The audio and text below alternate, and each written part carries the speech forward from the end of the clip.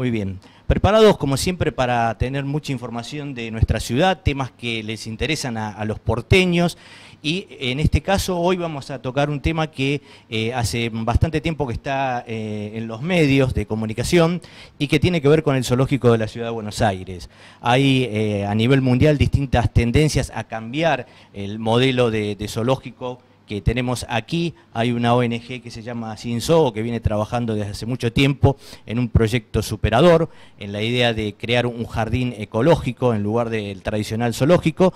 Y hoy vamos a tener a Andrei Yerbin, que es integrante de esta ONG, para que nos... bien? Lo pronuncié bien. Tenía miedo, pero me salió bien. Para que nos cuente un poco más en profundidad de qué se trata este proyecto, que realmente es interesante para todos los porteños. Un abrazo, algo bastante importante sucedió, ¿no? Que el día 13, hace muy poquitito. Superó las expectativas.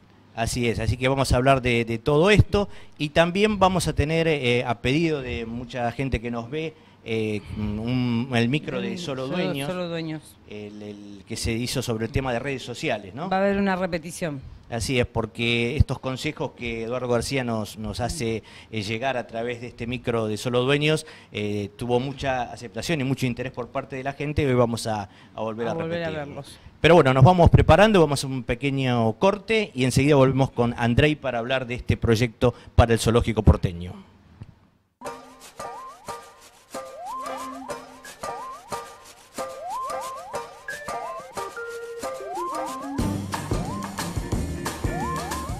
La altura del asiento es fundamental para obtener el máximo rendimiento y comodidad.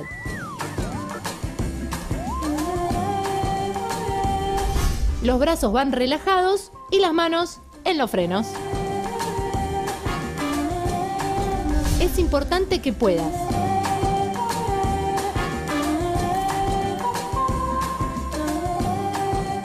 no anules tus oídos con auriculares. Drogas como el alcohol y algunos medicamentos afectan tu percepción. Evítalos al conducir.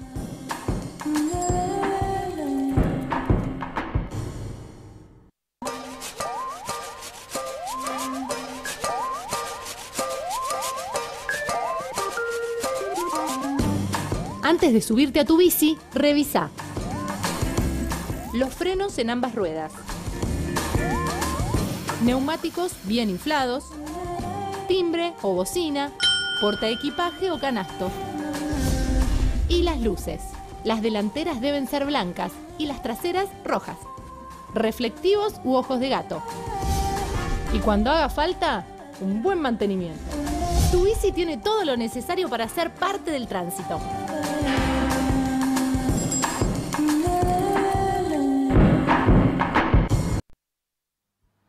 Nuevamente acá en Ciudad y Comunas, y vamos a hablar sobre lo que dijimos en la apertura, el tema de el nuevo modelo para el zoológico porteño, un proyecto que está teniendo cada vez más fuerza y aceptación entre los vecinos de nuestra ciudad.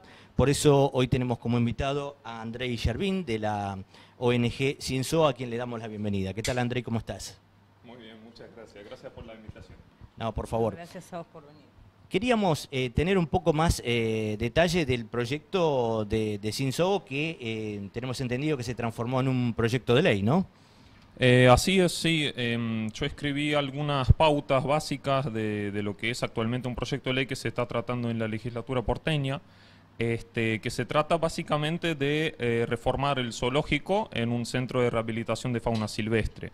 Yo me volqué mucho a ese tema particularmente porque soy guardaparque de profesión, trabajo en la Reserva Natural del Pilar, que no está lejos de aquí, de la capital, y conozco por tanto temas relacionados con el tráfico ilegal de especies silvestres y la necesidad que existe de rehabilitar estos animales y la ausencia que hay tan grande, ¿no?, de centros de rehabilitación, mientras que grandes recintos, grandes espacios, grandes profesionales y grandes equipos están siendo dedicados a la atención y la exhibición de animales exóticos silvestres, ¿sí?, para atraer gente y mostrándoles fauna por ahí de otras partes del mundo, sin que se le dé prioridad nunca, ¿no?, a la fauna nativa, que está prácticamente muchas especies en la extinción, ¿no?, prácticamente en vías de extinción.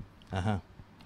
Y hace poco decíamos que el día 13 se hizo un abrazo muy importante con una concurrencia realmente interesante con respecto a la adhesión a este proyecto alrededor del zoológico, ¿no? Así es, se ha superado en cierta forma la expectativa, es el tercer abrazo que hacemos con el grupo. Y fuimos aumentando en la convocatoria, esta vez fueron entre 2.500 y 3.000 personas aproximadamente, ya llegamos a dar vuelta a todo el zoológico, cosa que la vez pasada nos había costado un poco más el año pasado, ¿sí? La idea es presionar un poco más con estas grandes convocatorias a la decisión de la legislatura y continuar tratando el proyecto, porque actualmente estamos en la Comisión de Ambiente debatiendo, ¿no? Tratando de exponer lo mejor que tenemos del proyecto, ¿no? O sea, la idea de los derechos de los animales, la idea de la necesidad de ponerle fin a esta concesión que se dio ya a partir de los 90 y que ha hecho estragos en el Zoológico de Buenos Aires realmente. Hoy creemos que a nivel técnico no encontramos una gran oposición, de hecho no existe un proyecto paralelo que intente otra cosa con el zoológico, además del nuestro. Hay otro diputado que presentó un proyecto de características similares, o sea, en eso coincidimos, tenemos el aval de varios frentes políticos, por suerte, y en cuanto al debate de los zoológicos, realmente venimos bastante bien. El problema es que hay bastantes problemas relacionados con gente que se beneficia, lucra con los animales desde allí adentro, desde los 90 y de antes también. Y eso es lo que hace más difícil llevar a cabo un proyecto de ese tipo, porque perderían en cierta forma su negocio, ¿no? ¿Cómo son los zoológicos en las primeras capitales del mundo? Bueno, encontramos un poco de todo, ¿no? O sea, hay quienes los ponen como ejemplo, ¿no? Hay quienes ponen como ejemplo a los zoológicos de primer mundo diciendo que se dedican a la conservación, que si bien continúan exhibiendo animales, estos están en mejores condiciones, ¿sí? Con jaulas más grandes, con mejor alimentación, ¿sí? Nosotros somos un grupo abolicionista, lo que significa que nosotros no pretendemos agrandar las jaulas de los animales, sino liberarlos dentro de lo posible. Si no es posible liberarlos, vamos a hacer todo lo posible para que estos animales no continúen exhibidos, no continúen sufriendo, porque la exhibición para el animal silvestre es también una fuente de estrés muy importante. Se ha visto muchísimo en el zoológico, donde la mayoría de los animales que viven están súper estresados, ¿no? Por eso muchas muertes en el zoológico de acá, ¿verdad? Claro, todo el tiempo es tapa de diario, ¿no? Y nosotros creemos que si realmente el gobierno porteño quiere de alguna manera darle una buena cara, mejorar la cara de la ciudad, y es un buen lugar para empezar, ¿no? También en cuanto a, nosotros escuchamos que se habla mucho de la lucha contra la corrupción. Bueno, eso es un buen lugar por donde empezar también, ¿no? Porque está detrás de esa exhibición de animales, detrás de ese circo con animales que tienen con los lobos marinos, hay mucha corrupción, hay mucho tráfico de fauna, ¿no? Entonces nosotros no miramos a los zoológicos de primer mundo como un modelo a seguir, por un montón de razones. Una de ellas es que siguen exhibiendo animales. La segunda es que realmente para hacer conservación de la naturaleza, yo como guardaparque le puedo asegurar que las áreas protegidas, ¿sí? Los parques nacionales, las reservas, son el verdadero camino para conservar la naturaleza y no es por medio de encerrar animales, ¿sí? O sea, encerrando animales tampoco enseñamos nada bueno a la gente, ¿no? A las personas que visitan estos lugares. Por eso, básicamente, el proyecto, los principales lineamientos, ¿cuáles son? ¿Y en qué se diferencia de lo que es el modelo actual del zoológico? Bueno, por un lado, el lugar, la idea nuestra es que continúe siendo un lugar de paseo público, ¿sí? Un lugar donde la gente va a poder seguir yendo a recrearse, pero también para aprender sobre los derechos de los animales. No se van a exhibir animales, pero sí la idea es dar a conocer los proyectos de conservación y el centro de rehabilitación que vamos a tener allí adentro. El lugar en sí es muy grande, tiene como 15 hectáreas. Entonces nosotros, la idea que tenemos, hoy día muchos de los recintos que actualmente tienen el zoo están vacíos, ¿sí? En mal estado, hay mucha decadencia de la arquitectura también. Entonces la idea es mejorar, restaurar la arquitectura, que además es patrimonio de la ciudad, hacer un gran paseo público hermoso, ¿sí? Con lagunas artificiales que ya están allí y con los stands informativos dando a conocer los proyectos de conservación, y otra parte del zoológico va a estar funcionando como un centro de rehabilitación de fauna y como un lugar donde van a estar el resto de los animales que evidentemente no vamos a poder trasladar tan fácilmente, porque eso también es cierto, hay muchos animales que no vamos a poder trasladar, pero aquí hay una cuestión muy importante, ¿no? Porque es lo primero con lo que nos tapamos cuando le decimos a las personas que queremos hacerlo. ¿Y qué van a hacer con los animales, ¿no? Y es lógico, ¿no? Ahora, una de las preguntas que yo me hago hoy, después de haber investigado un poco más sobre el zoo, uno debería preguntarse qué animales, porque muchos de los animales que están allí adentro son parte de una colección privada de un señor que es un traficante de fauna y que está trabajando con la concesión desde hace muchos años. Nadie sabe, en realidad, ni siquiera los legisladores porteños, ni siquiera Fauna Nación, saben de quién son los animales o cuál es de quién dentro del Zoo de Buenos Aires. Y tampoco sabemos a ciencia cierta si hoy día la concesión del zoológico está pagando el millón que debería estar pagando al mes a la Ciudad Autónoma de Buenos Aires. Nadie lo sabe, los legisladores, los diputados han hecho pedidos de informes que no hemos recibido ninguna respuesta ahora, ¿no? Estamos trabajando codo a codo con Adrián Camps, y gracias a él hemos podido realizar todos estos informes y pedidos. No sabemos nada, o sea, realmente adentro del zoo la concesionaria hace lo que quiere y evidentemente los organismos de control no están funcionando. No están funcionando. Y además el proyecto que ustedes están apadrinando junto a Adrián Camps es un proyecto que está bastante bien estructurado, tiene diversas etapas, tiene distintas cuestiones, tanto lo arquitectónico como el tema de los animales, pero el gobierno de la ciudad no tiene ningún proyecto concreto ni integral sobre la cuestión, ¿no? No, actualmente no. Lo único que se ha presentado por medio de la Agencia de Protección de la Ciudad es un proyecto zoológico verde, cuyos lineamientos nos han dado en una reunión que tuvimos en el zoológico, pero hablaba más de la luminaria y las inversiones en cuanto a la fachada del zoológico, digamos, en gasto en mejorar, ya les digo, la iluminación y demás, que en otras cosas. Y bueno, uno de los proyectos que han estado impulsando es tratar de trasladar a Sandra y a Mara, que son dos animales muy característicos, digamos, del zoológico, ¿no? La orangután y la elefante, y no han podido hacerlo tampoco. Lo cierto es que no tienen un proyecto de ley actualmente. Y como les decía, realmente nosotros hoy no es que tengamos una competencia en cuanto al proyecto de ley. En realidad sería buenísimo que nos sentemos a hablar de esto, ¿no? Y tratemos de, todos juntos que queremos transformar el zoo, llegar a un acuerdo de cómo podría ser.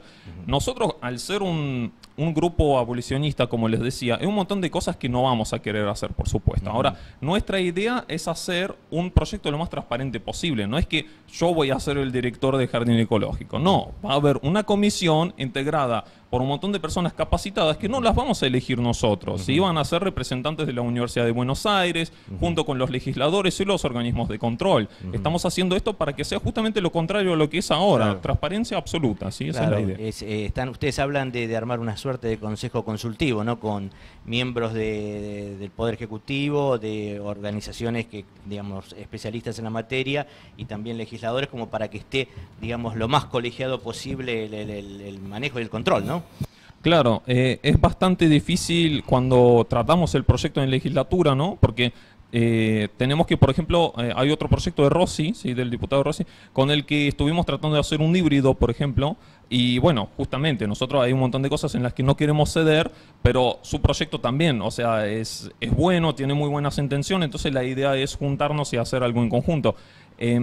Así que sí, la idea es que sea totalmente transparente, pero ya le digo, estamos dispuestos a sentarnos en la mesa a charlar con el gobierno de la ciudad o con la fuerza política que sea para tratar de hacer un proyecto. Mientras tanto no hubo ningún acercamiento con el gobierno de la ciudad todavía. No, mientras tanto no. Nosotros sabemos que dentro del PRO hay incluso personas que ya han dicho públicamente, de hecho, que el paradigma del zoológico no puede seguir tal cual, y es como que nos darían a entender que están dispuestos a pensar en un cambio, pero no sabemos de qué características sería, y hay mucho temor justamente para que prolarguen las concesiones, ¿no? Entonces nosotros, por medio de esta presión multitudinaria, en este caso, ¿no? Porque la última vez se remató la concesión del zoológico. Eso no puede volver a pasar. Nosotros creemos que no. Creemos, como ya les decía, que la cara de la ciudad que la da el zoológico en parte, ¿no? Muchas personas vienen de otras partes del mundo, y una de las cosas que, ¿a dónde van? ¿No? Es el zoológico. Y pasa en todos lados, ¿no? Uno va a Londres y quiere conocer el zoológico de Londres, es entendible. Entonces, mejoremos la cara de la ciudad, esa es nuestra idea también. Ajá. ¿Y este proyecto demandaría una inversión muy importante? ¿Está mensurado eso? ¿O todavía no hay idea de cuánto puede salir una transformación tan grande? Bueno, en cuanto a precios, por ejemplo, puedo decirles que hoy el zoológico está cobrando una entrada de 190 pesos por persona, ¿no? Y la gente sale espantada porque realmente los animales están muy mal, están desatendidos, y los empleados están no solamente cobrando bastante mal y a veces en cuotas, sino que además a veces son despedidos injustamente, ¿no? Por lo que ha habido varios paros ya, ¿no? También. Sí.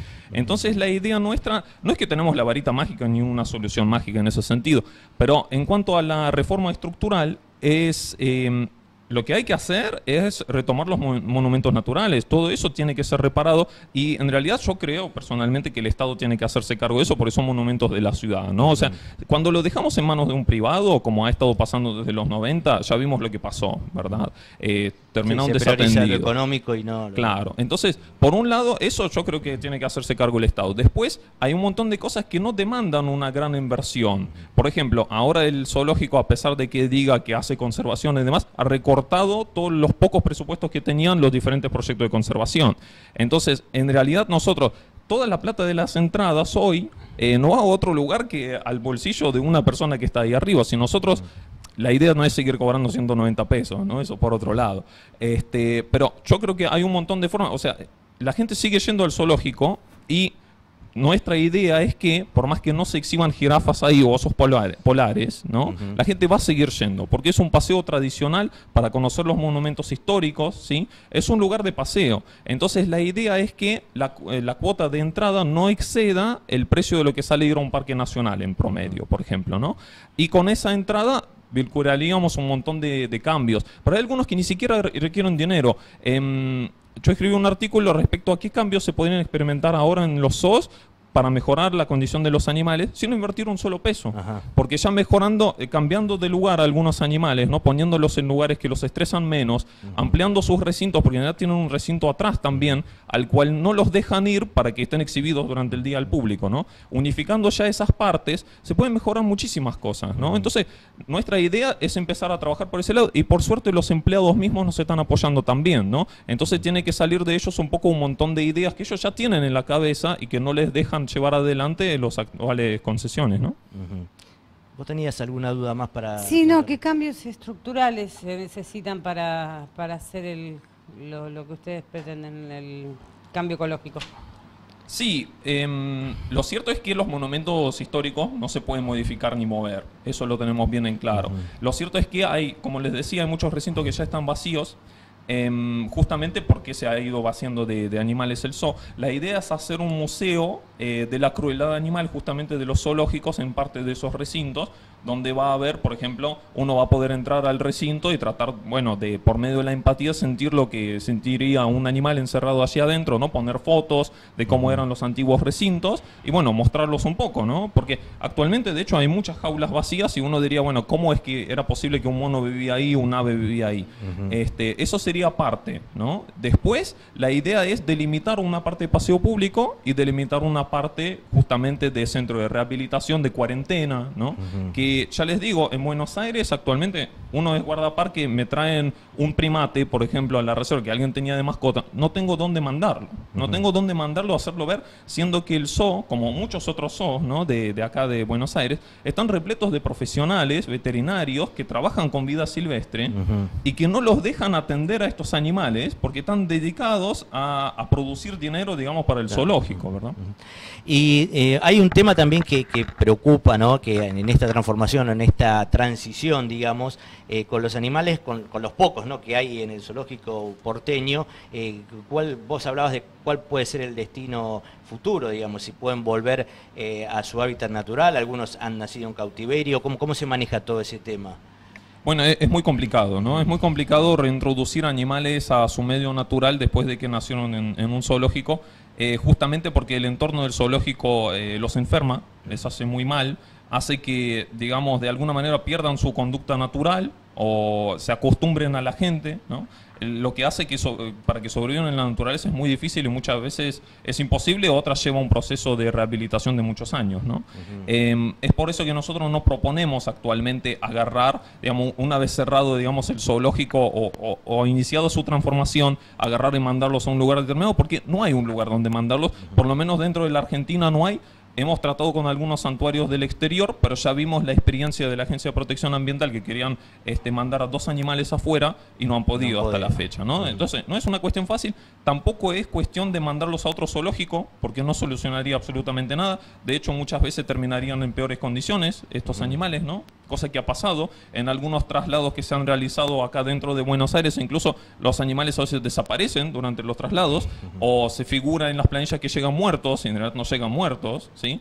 los animales silvestres, sobre todo los exóticos, los raros, valen muchísimo dinero, ¿no? Entonces, si yo tengo un tigre blanco que de repente digo, bueno, un santuario lo quiere y en realidad me lo desviaron, digamos, alguien está haciendo mucho dinero con eso.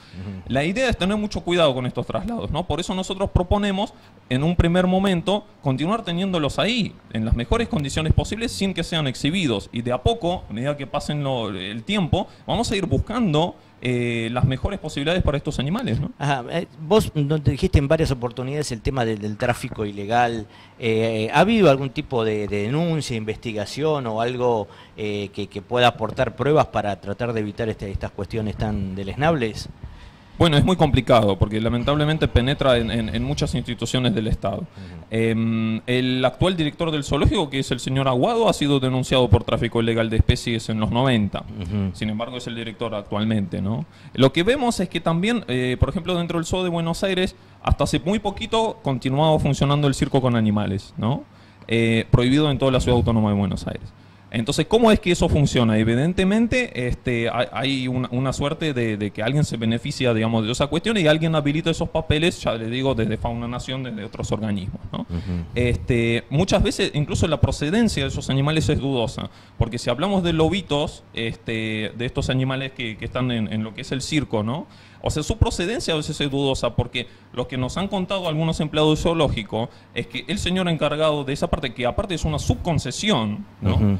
Lo que hacen es salir en la lancha, agarran lobitos, los cargan, los suben, ¿sí? Los capturan en su medio natural, y después dicen que algunos fueron varados en el Mar del Plata, en el puerto, ¿sí? Y dicen, bueno, quedaron varados 5, nosotros los recuperamos, los soltamos, y resulta que 2 terminaron en el acuario de Buenos Aires, ¿no?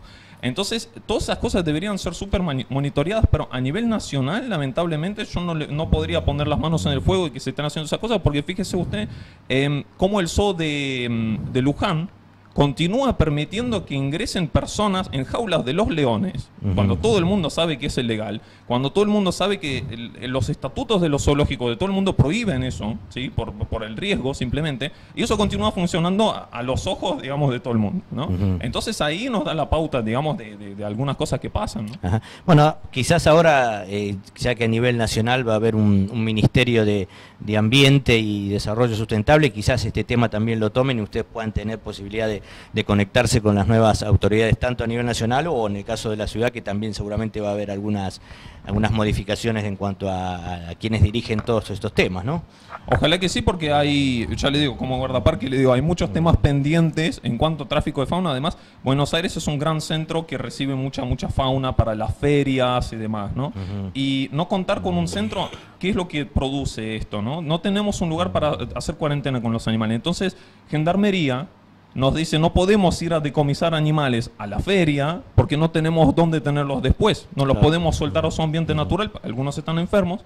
Entonces, no podemos realizar los operativos porque no tenemos un lugar donde depositarlos después. Entonces solucionaríamos, sería un golpe al tráfico ilegal de especies muy grande, porque además la idea nuestra es replicar el proyecto Jardín Ecológico no solo en el Zoo de Buenos Aires, sino en todos los zoológicos del país, ¿no? Y eso ya está pasando en el Zoo de Mendoza, en La Rioja y en varios lugares más, por suerte. Ajá. Y con respecto a la ley en la ciudad de Buenos Aires, ¿cuáles van a ser los próximos pasos? ¿Cómo sigue el tema del tratamiento de la ley? Estamos esperando a que nos vuelvan a llamar de la parte de ambiente, ¿sí? de la legislatura, y después tenemos que pasar por varias comisiones más, ¿no? Por la de concesiones, por la de espacios públicos, eran 3 o 4. Lo cierto es que la tratativa de la ley en sí, del proyecto de ley, ha sido más que buena, ¿no? Porque todo lo que hemos oído ha sido positivo. O sea, los diferentes frentes políticos nos dicen, bueno, como que están en concordancia con nosotros, ¿no? Nadie ha salido a decir, no, bueno, esto no puede funcionar por X razón, ¿no? Entonces, eso la verdad que nos llena de esperanza de ver realizado este proyecto tarde o temprano, ¿no? Bueno, Andrés Guillermín, te agradecemos mucho tu presencia en nuestro programa. Esperamos contribuir a este tema de ver si se puede transformar el zoológico y bueno, en cualquier momento te volveremos a convocar. Buenísimo, muchas gracias. Te agradecemos, vamos a una pequeña pausa en Ciudad y Comunas y continuamos con más novedades. Hola, mi nombre es Andrea Contreras y me desempeño como Community Manager en el portal solodueños.com. A grandes rasgos, soy la persona que maneja la presencia de la empresa en las redes sociales, al tiempo que interactúo con la comunidad, en Facebook, Twitter y el blog. Precisamente, hoy vamos a hablar de cómo los dueños directos pueden aprovechar las redes sociales en el proceso de venta y alquiler de su propiedad. Cuando pensamos en redes sociales, solemos asociar los espacios de ocio, de entretenimiento, donde la gente entra para enterarse de la vida y obra de sus amigos del colegio, por ejemplo. Sin embargo, a medida que pasa el tiempo, las redes sociales se han ido convirtiendo en espacios informativos y de interés. Entonces las personas cada vez más entran para informarse de las noticias que les interesan, para buscar productos que les interesan, y esto se ha convertido también en una especie de servicio social. Uno de los servicios sociales que más utiliza la gente entonces es la búsqueda de vivienda, ya sea compra o alquiler. Lo más importante para destacar es que la gente quiere tratar directamente con el dueño. ¿Por qué? Porque las inmobiliarias sabemos que suelen cobrar un poco más en lo que se refiere a comisiones y depósitos para entrar como garantía. Teniendo esto presente, el dueño directo tiene que tener presencia en las redes sociales. Ahora, ¿qué otra ventaja tienen las redes sociales? No se trata solo de abrir un perfil y esperar que solo nuestros amigos o familiares se enteren de que estamos vendiendo o alquilando. Lo importante es que los amigos de nuestros amigos o los amigos de nuestros familiares también se van a enterar. Y se genera como una especie de boca a boca virtual. Si como dueño directo no tenemos un perfil en Facebook o en Twitter, podemos pedirle ayuda a un familiar, a un sobrino, a un nieto. Lo importante es tener la presencia. Sin embargo, no se trata solo de abrir un perfil y creer que con eso ya está. Tenemos que usar ciertas estrategias para tener unas publicaciones efectivas. Empecemos entonces con Facebook. Facebook es un lugar ideal para contactar, como ya dijimos, con amigos y familiares, pero la creatividad es muy importante. No podemos pensar que pegando el link del portal donde tenemos la propiedad publicada es suficiente. Es súper importante utilizar una buena fotografía para así atraer y aumentar la interacción. Por ejemplo, entonces, ¿qué podemos hacer? Podemos subir, por ejemplo, la foto del patio o de la terraza, podemos etiquetar a algún amigo, y en este punto quiero hacer hincapié en algo, no a todas las personas les gusta ser etiquetadas. Entonces, busquemos un amigo de confianza o alguien que sepamos que no tiene problema, lo etiquetamos y podemos poner, por ejemplo, el patio es mi lugar favorito de la casa. Carlos, ¿te acordás del asado que hicimos la semana pasada? Genial espacio para la persona que compre la casa. Y luego de este texto, poner, por ejemplo, el link del portal donde tenemos publicado el aviso. Vamos a ver que las interacciones van a aumentar y la gente va a tender a compartir la publicación. Pasemos ahora a Twitter. Twitter es una red muy interesante porque es muy instantánea. Cualquier mensaje que publiquemos se va a difundir inmediatamente. Lo importante que hay que tener en cuenta es que solo contamos con 140 caracteres. Entonces, la creatividad ahí es fundamental. También hay que tener en cuenta que Twitter se maneja por algo que se llama el hashtag. Entonces, el hashtag, a grandes rasgos, es una palabra clave que está precedida del signo numeral. ¿Cómo podemos entonces componer el tweet?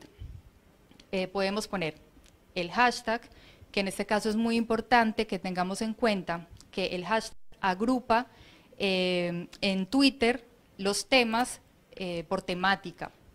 Entonces, si la persona está buscando alquiler o compra o está buscando en un barrio específico, entonces lo que tenemos que hacer para llegar a ellos es usar estas palabras clave con el signo numeral.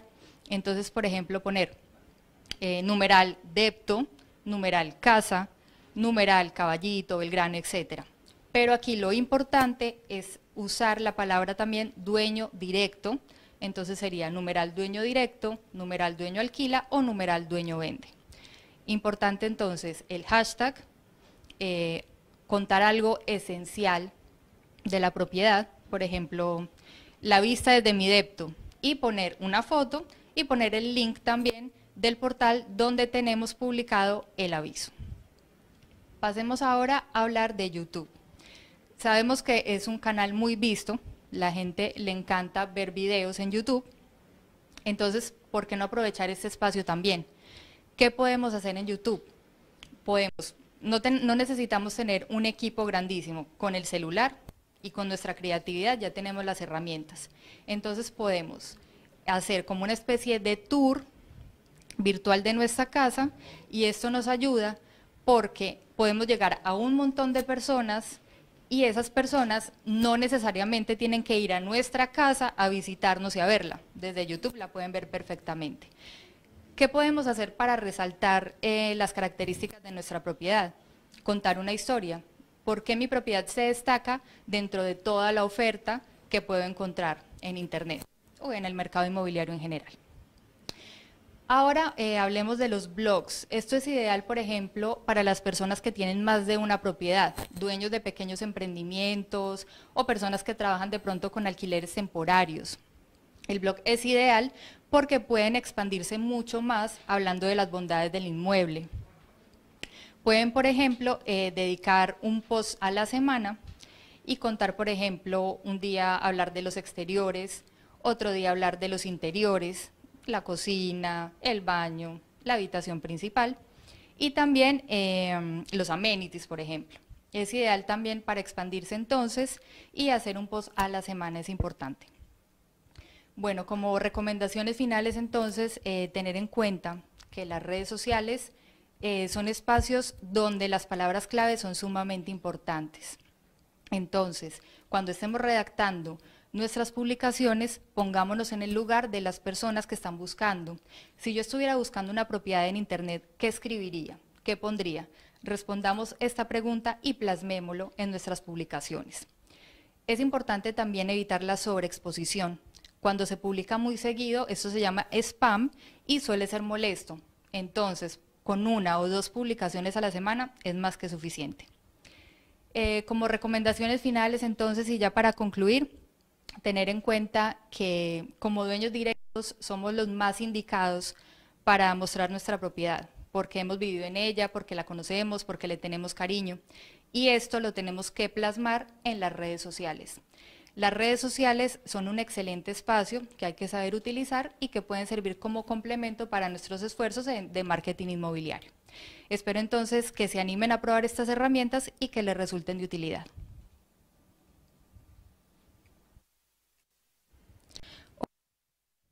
Bueno, llegamos al final del programa de hoy de Ciudad y Comunas. Te agradezco, Sandra, tu colaboración hoy, ya que no está Emiliano. Ya la semana que viene lo vamos a tener de nuevo. Agradecida yo por haberme nosotros. invitado.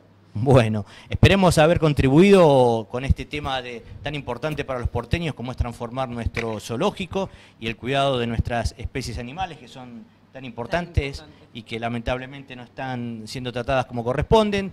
También esperamos que haber cumplido con el pedido de la gente con respecto al micro de Solo Dueños vinculado a redes sociales, que fue muy interesante y que fue muy pedido por todos. Y bueno, les llegó la hora de despedirnos hasta dentro de 7 días, el próximo martes 19:30, acá en Arinfo TV, esta propuesta que hemos dado en llamar Ciudad y Comuna. Muchas gracias y nos vemos. Nos vemos.